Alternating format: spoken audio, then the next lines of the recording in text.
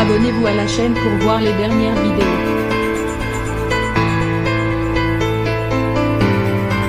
Ce 7 ou 8 juillet prochain, les élus de la ville de Paris vont devoir débattre autour d'un projet qui ne cesse de faire polémique. L'installation des... La guerre des statues aura-t-elle lieu? Ériger un monument à la gloire d'une personnalité remonte à très loin dans l'histoire. Si c'est à la Renaissance que l'on compte un maximum de production de statuaires. Un regain pour ces sculptures est réapparu au début du siècle dernier. Pour exemple, entre 1870 et 1914, la ville de Paris s'est remplie de statues dédiées à des personnages célèbres. 150 monuments sont sortis du sol à cette période.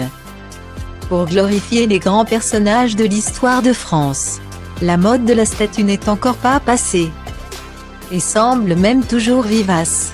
Le 1er juillet dernier, c'est la statue en hommage à Lady Diana qui a été inaugurée dans le 5 ans gardant de Kensington Palace. Côté Hexagone, un grand projet est actuellement en cours pour honorer la mémoire de cette grande figure nationale qu'est Johnny.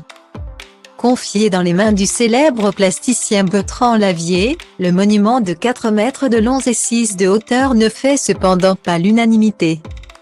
Si en février 2020, baptisé à Bercy le parvis de l'Accor Arena Esplanade de Johnny Hallyday était passé crème. Le vote de l'installation d'une œuvre en hommage au rocker, soumis au Conseil de Paris le 7 ou le 8 juillet, sera nettement plus houleux, dévoile Le Figaro. Bertrand Lavier, contacté par le galeriste Kamel Mennour, a en effet décidé de rassembler 2 symboles emblématiques de Johnny Hallyday, à savoir une guitare électrique et une moto.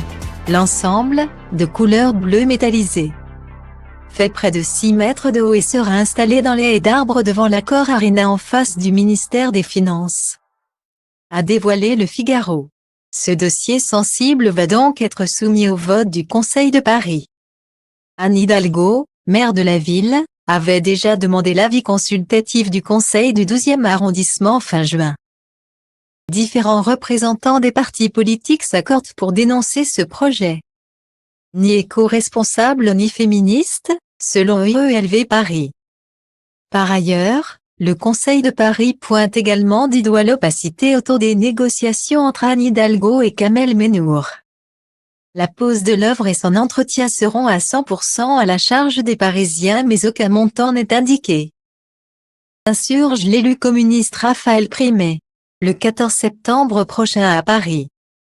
La statue en l'honneur de l'idole sera-t-elle révélée depuis l'esplanade de Johnny Hallyday lors de son grand concert hommage?